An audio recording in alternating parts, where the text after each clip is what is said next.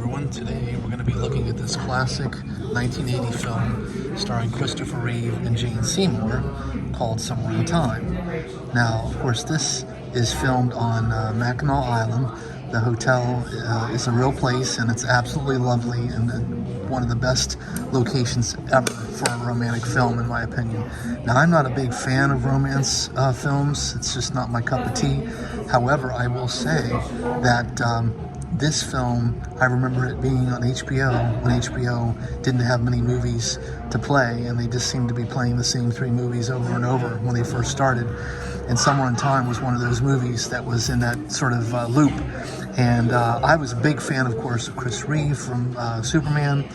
And I loved this movie, even as a kid. I really enjoyed watching it. I thought that the romance was compelling. Christopher Reeve was great. Jane Seymour was lovely.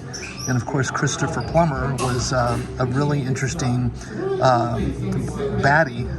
But it's also curious to note that there are actually, film buffs, who are big fans of this movie, who have actually theorized that Christopher Plummer was in fact, trying to genuinely save her. I'm not sure that I buy that theory, but it's just, I think, an interesting thought experiment, and one that at least makes you think a little bit. And over time, the more you watch this film, you can kind of see where that might be a possibility.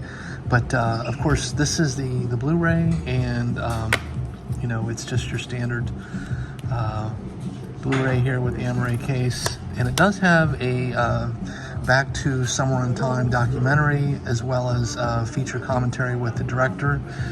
And then there's a piece on the Somewhere in Time fan club. Apparently, you can actually every year they hold an annual get-together at the Grand Hotel on Mackinac Island to celebrate the film. And it's pretty interesting if you go online and look it up. It's they're very serious about their adulation of this film and celebration of it. Now, the other interesting thing as well is that this is ostensibly a science fiction film, and one that obviously doesn't have really any special effects. I think the narrative is a little bit of a stretch, but it works, and I think that's largely due to Christopher Reeve's very compelling performance. I mean, may he rest in peace. He was such a great actor who sadly kind of got pigeonholed as Superman, which of course he was. I mean, I don't think there's been another actor who has inhabited that role more effectively than Christopher Reeve. I don't think it's even close. So, I can understand how, sadly, even though he was perfect for that part, it really did sort of typecast him. There was another movie that came out around this time that was against type as well, called Death Trap, I believe, with Michael Caine. I don't have that on my shelf, but that's another one that apparently, was another example of him trying to do something different.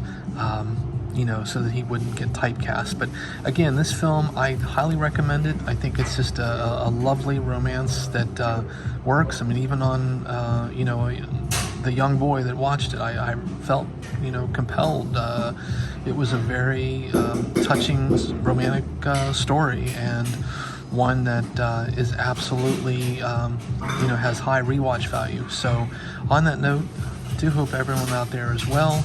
I wanted to mention too the score. Of course, John Barry did the music, and the score on this film is just absolutely lovely. It's just beautiful, and been used in several things since, but it's always going to be known as the music to this film, and definitely deserves the praise that it's received over the years. But apart from that, just take care out there, everyone. Please stay safe, be kind, and keep watching cinema.